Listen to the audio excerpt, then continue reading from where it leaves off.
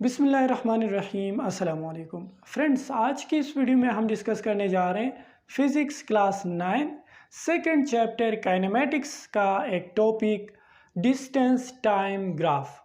जिस तरह previous lecture में हमने बात की थी ग्राफिकल एनालिसिस ऑफ मोशन के ऊपर, यानी किसी ऑब्जेक्ट के मोशन को आप ग्राफ में कैसे स्टडी करते हैं, तो आज उसी का आप समझें एक टॉपिक है और वो है डिस्टेंस टाइम ग्राफ।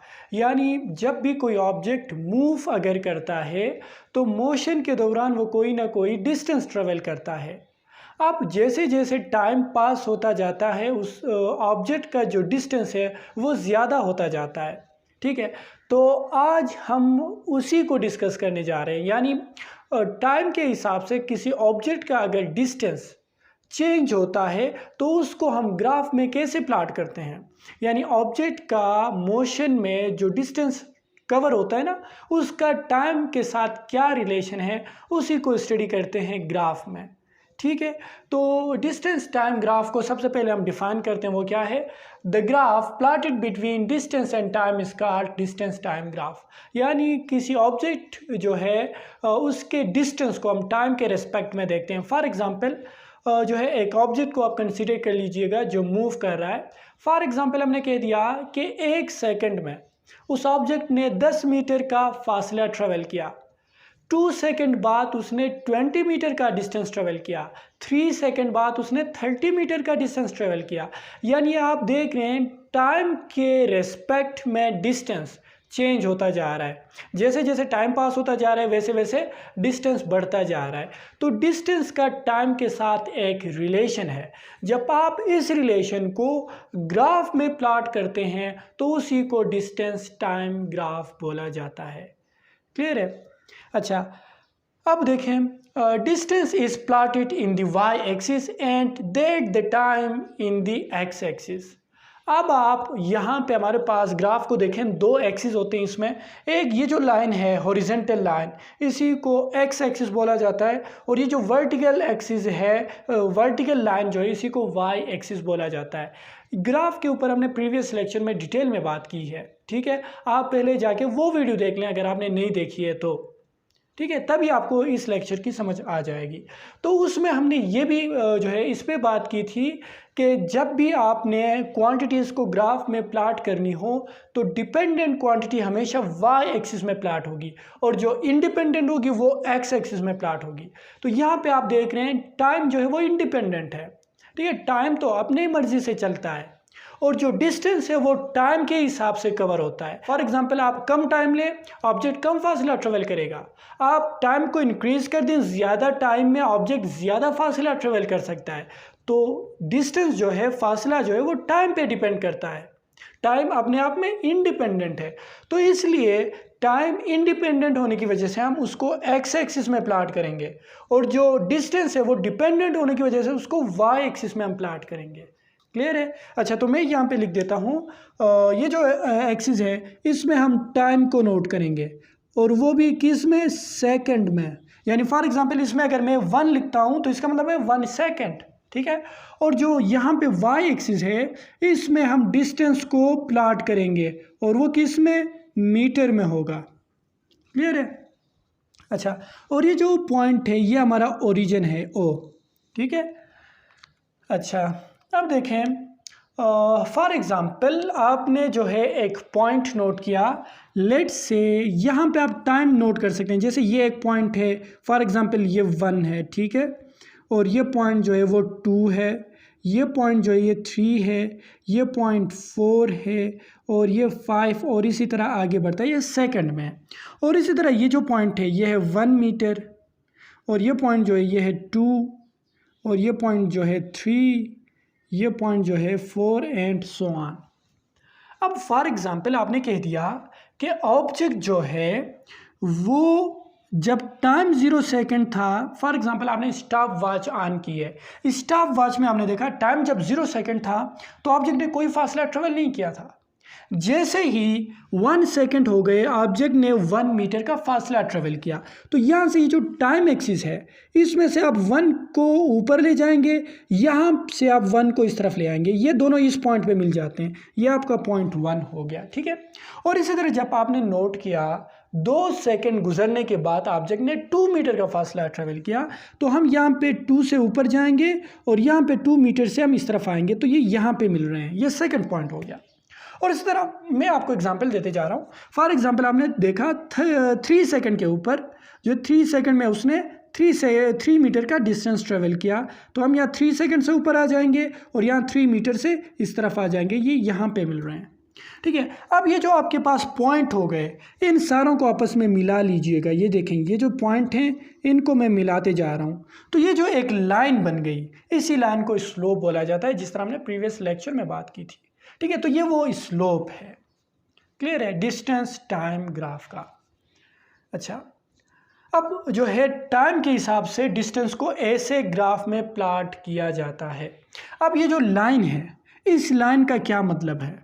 इस लाइन का मतलब है इस जो है लाइन के ऊपर आप कोई भी एक पॉइंट उठा लें। फॉर एग्जांपल ये पॉइंट उठा, ये पॉइंट आपको बता देगा कि कितने टाइम में ऑब्जेक्ट ने कितना डिस्टेंस ट्रेवल किया है। फॉर एग्जांपल इस पॉइंट को आप एक्स एक्सिस से मिला लें, 3 लिखा है यानी 3 सेकंड, और वाई एक्सिस से मिला लें 3 मीटर, यानी ऑब्जेक्ट ने 3 सेकंड में 3 मीटर का डिस्टेंस ट्रेवल की है। और इसी तरह इस पॉइंट को आप देखें, एक्स एक्सिस से मिला लें 2 है, वाई एक्सिस से मिला लें 2 है, यानी 2 सेकंड में 2 मीटर का फासला ऑब्जेक्ट ने ट्रेवल किया है। यानी इस लाइन में आप कोई भी पॉइंट उठा दें और इसको एक्स एक्सिस से मिला लें, वाई एक्सिस से मिला लें, आपको पता चलेगा कि कितने टाइम में कितने डिस्टेंस का जो है उस ऑब्जेक्ट ने कितना डिस्टेंस ट्रेवल किया है।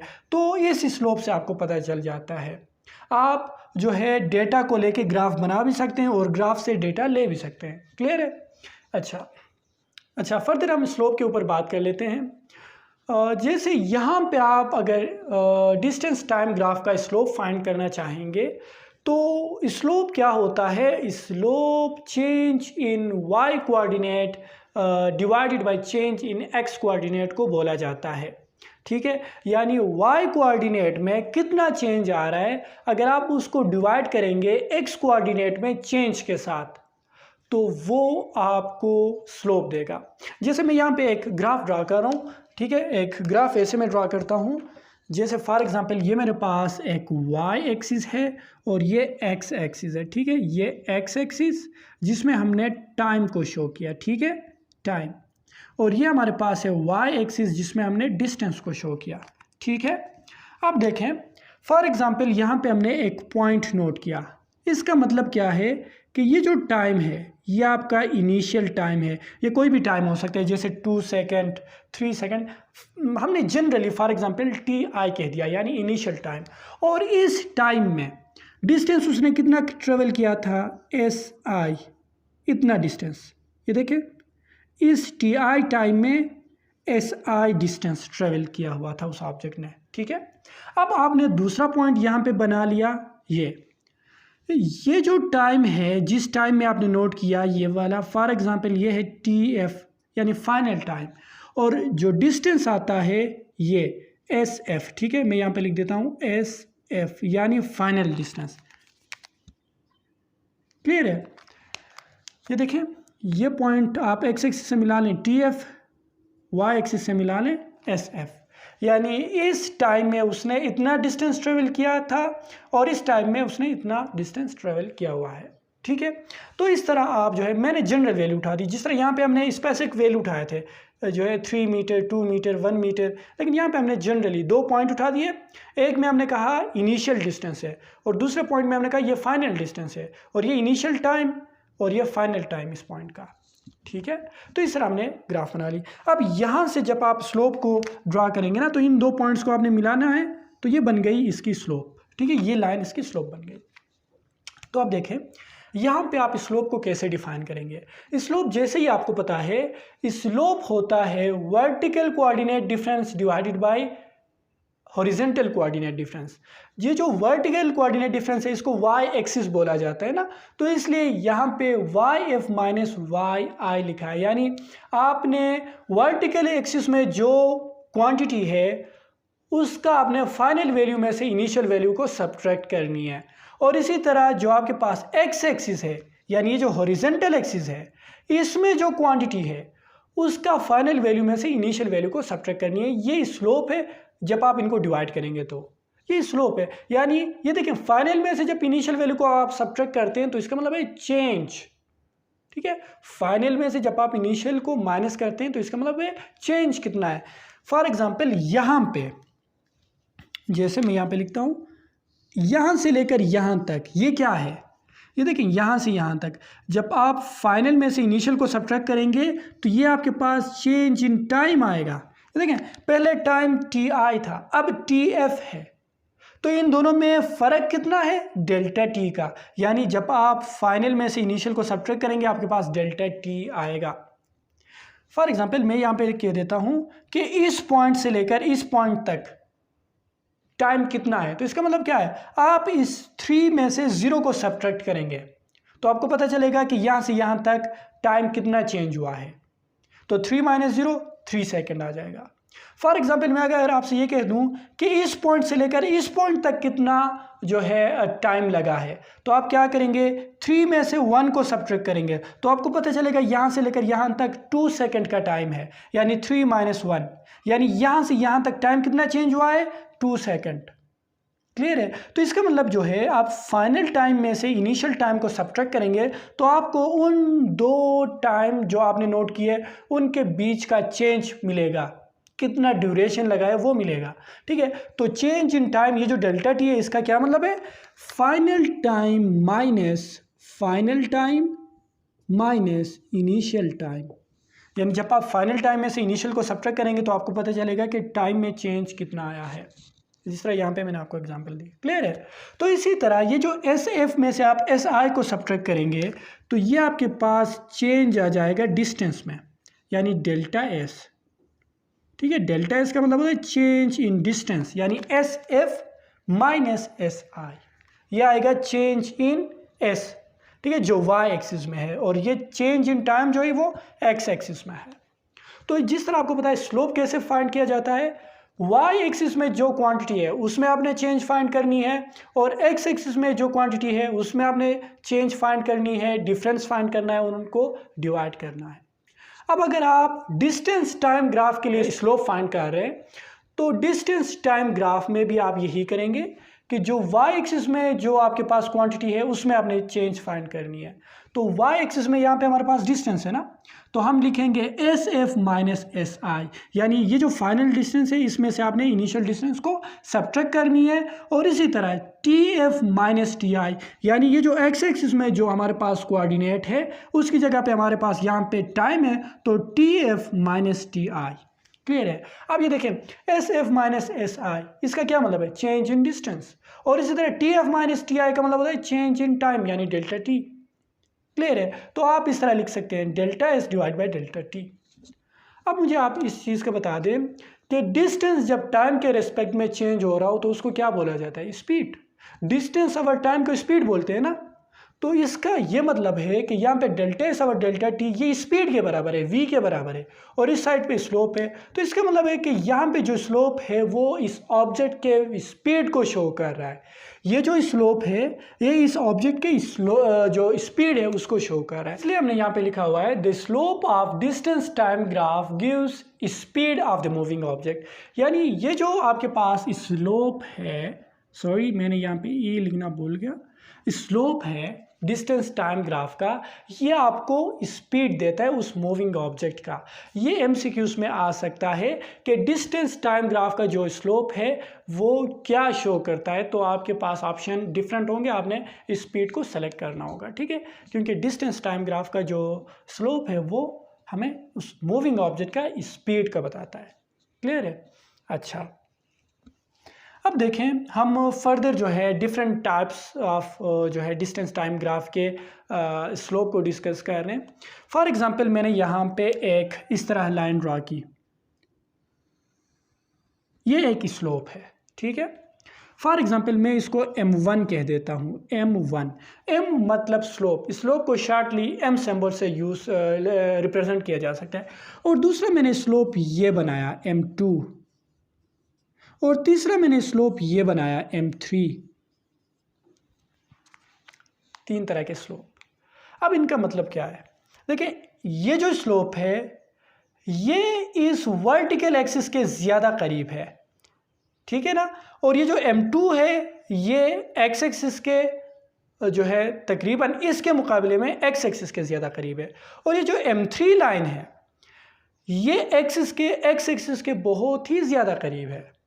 अब इसमें आप देखें m1 का स्लोप सबसे ज़्यादा है, m2 का स्लोप थोड़ा कम है, m3 का स्लोप उससे भी कम है, ठीक है। इसका मतलब जो है कि यहाँ पे स्पीड सबसे ज़्यादा है, यहाँ पे स्पीड ऑब्जेक्ट का थोड़ा कम है और यहाँ पे बहुत ही कम है। क्यों ऐसा है मैं आपको बता देता हूँ। अब ये जो m1 स्लोप है अगर आप इसको x एक्सिस से मिला लें, ये देखें मैंने x एक्सिस से मिला लिया और यहाँ पे y एक्सिस से, देखें जब टाइम यहाँ से यहाँ तक इतना टाइम लगा तो डिस्टेंस उसने कितना कवर किया, यहाँ से लेकर यहाँ तक, यानी इतने टाइम में ऑब्जेक्ट ने इतना डिस्टेंस ट्रेवल किया है। और अगर आप m2 को देखें, इसे आप x एक्सिस से मिला लें और यहाँ पे y एक्सिस से मिला लें, तो ये आप देख रहे हैं कि टाइम यहाँ से लेकर यहाँ तक लगा है इतना टाइम, और डिस्टेंस कितना ट्रेवल हुआ है यहाँ से लेकर यहाँ तक। आप देखें ये जो m1 स्लोप है, ये जो ऑब्जेक्ट है इसने इतने कम टाइम में इतना ज़्यादा डिस्टेंस ट्रेवल किया था, इसने ज़्यादा टाइम में कम डिस्टेंस ट्रेवल किया है। तो इसका मतलब क्या है, इसका स्पीड कम है, इसका स्लोप कम है, ठीक है। स्पीड और स्लोप सेम है ना डिस्टेंस टाइम ग्राफ का। और अगर आप इसी तरह जो है थर्ड m3 को देखें, थर्ड स्लोप को, इसको इसी तरह आप x एक्सिस और y एक्सिस से मिला लें, यानी टाइम यहाँ से लेकर यहाँ तक इतना लगा है और डिस्टेंस यहाँ से यहाँ पे कवर हुआ है, यानी इतने ज़्यादा टाइम में इतना कम डिस्टेंस ट्रेवल हुआ है। यानी आप देख रहे हैं कि टाइम बहुत ज़्यादा लगा है, डिस्टेंस कम ट्रेवल किया, स्पीड कम है ना इसका मतलब। तो यहाँ पे स्लोप सबसे कम है, इसका मतलब स्पीड सबसे कम है। तो इसका मतलब है कि लाइन, ये जो स्लोप है ये y एक्सिस के जितना ज़्यादा करीब हो उतना ज़्यादा होता है स्लोप, और डिस्टेंस टाइम ग्राफ के लिए इसका मतलब स्लोप ज़्यादा होने का मतलब है स्पीड ज़्यादा है। क्लियर है? अच्छा, अब एक और एग्जांपल देखते हैं। फॉर एग्जांपल यहाँ पे भी मैं 2 स्लोप ड्रा करता हूँ। एक स्लोप है हमारे पास ये और दूसरा स्लोप हमारे पास है ये। फॉर एग्जांपल मैं फर्दर इसको इस तरह ड्रा करता हूँ।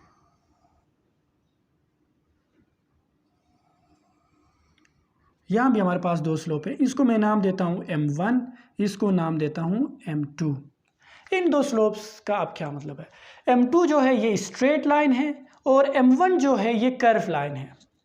इसका मतलब क्या है, ये देखें यहाँ पे जो स्लोप है वो सेम है, यानी वो स्ट्रेट लाइन है, एक ही हिसाब से जा रहा है। तो इसका मतलब है कि ये जो स्लोप जिस ऑब्जेक्ट के लिए बना है उसका स्पीड कांस्टेंट है, यूनिफॉर्म है, स्पीड चेंज नहीं हो रहा, कांस्टेंट स्पीड से बढ़ रहा है, क्योंकि स्लोप यहाँ पे देख रहे हैं कांस्टेंट है, सेम है।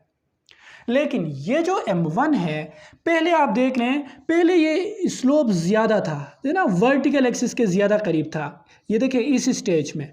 लेकिन बाद में क्या हुआ कि इसका स्लोप कम होने लगा। ये देखिए ये ऐसे आया हुआ है, पहले ऊपर ऐसे जा रहा था, अब ऐसे आ रहा है। तो इसका मतलब है कि पहले इसका स्लोप ज़्यादा था, अब स्लोप क्या हो रहा है, कम हो रहा है, ठीक है। पहले ऐसे था वो, अब ऐसे जा रहा है, देखिए ऐसे जा रहा है। इसका मतलब है कि पहले इसका स्लोप ज़्यादा था, अब क्या है, स्लोप कम है, स्लोप चेंज हो रहा है। और स्लोप किस चीज़ का बताता था, स्पीड का। इसका मतलब है कि यहाँ पे स्पीड चेंज हो रही है, पहले स्पीड ज़्यादा थी, अब स्पीड क्या हो रही है, कम हो रही है। तो इसका मतलब होता है नॉन यूनिफॉर्म स्पीड। जब स्लोप डिस्टेंस टाइम ग्राफ का स्ट्रेट लाइन ना हो तो इसका मतलब नॉन यूनिफॉर्म स्पीड, इसका मतलब होता है यूनिफॉर्म स्पीड, ठीक है। अब मैं आपको एक और स्लोप का बताता हूँ। फॉर एग्जांपल ये ग्राफ है जिसमें हम ये स्ट्रेट लाइन ड्रा कर रहे हैं और वो बिल्कुल ही जो है एक्स एक्सिस के पैरेलल जा रहा है, ठीक है, एक्स एक्सिस के पैरेलल जा रहा है। इसका क्या मतलब है, इसका मतलब होता है स्पीड 0 है, स्पीड है ही नहीं। یہ دیکھیں نا، ہم نے کہا تھا کہ یہ جو سلوپ ہے یہ ورٹیکل ایکسس کے جتنا زیادہ قریب ہو ہم بولتے ہیں سلوپ اتنا زیادہ ہے. یہ ایکس ایکسس کے قریب ہوتا جائے تو ہم بولتے ہیں سلوپ کم ہے، اور ایکس ایکسس کے بالکل پیریلل ہو جائے تو اس کا مطلب ہے سلوپ زیرو ہے. ٹھیک ہے نا. آپ یہاں پہ دیکھ رہے ہیں کہ یہاں پہ ہم کیا ٹائم کو شو کر رہے تھے، یہاں پہ ڈسٹینس کو. آپ دیکھیں آپ کوئی بھی اس سلوپ میں پوائنٹ لے لیں، فار ایگزامپل اس پوائنٹ کو آپ نے لے لیا، آپ نے اس پوائنٹ کو ایکس ایکسس سے ملا لیا، آپ کو 0 سیکنڈ کا ٹائم ملا اور ڈسٹینس کوئی بھی ہے فار ایگزامپل. لیکن آپ دیکھیں جیسے جیسے ٹائم بڑھ رہا ہے، آپ یہاں پہ پوائنٹ لے لیجئے گا، اس کو ایکس ایکسس سے ملا لیں، فار ایگزامپل آپ کو کوئی بھی ٹائم کا ایک ویلیو دے گا. ٹائم تو پاس ہو چکا ہے یہاں سے یہاں تک، لیکن ڈسٹینس وہی کا وہی ہے. یہ دیکھیں ڈسٹینس اوپر نہیں جا رہا، یعنی جتنا ڈسٹینس اس نے آلریڈی کور کیا ہوا تھا اتنا ہی ڈسٹینس ہے. آپ فردر آگے جائیں، یہاں پہ آپ پوائنٹ اٹھا لیں، اس کو ایکس ایکسس سے ملا لیں ٹائم کے ساتھ. یہ دیکھیں ٹائم مزید بڑھ چکا ہے، یہاں تک آ گیا، لیکن ڈسٹینس وہی ہے. یعنی ٹائم تو بڑھ رہا ہے لیکن ڈسٹینس جو ہے وہ چینج نہیں ہو رہا. یعنی جتنا اس نے فاصلہ ٹریول کیا ہوا ہے نا بس اتنا ہی ہے، اس سے زیادہ وہ فاصلہ ٹریول نہیں کر رہا. اس کا کیا مطلب ہے؟ وہ رکا ہوا ہے.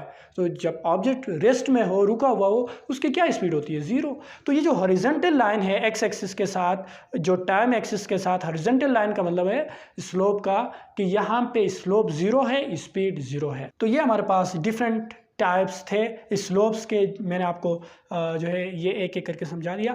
آئی ہوپ یہاں پہ آپ کو سارے پوائنٹس کلیئر ہو چکے ہوں گے. تو یہ آج کا ہمارا لیکچر تھا ڈسٹینس ٹائم گراف کا.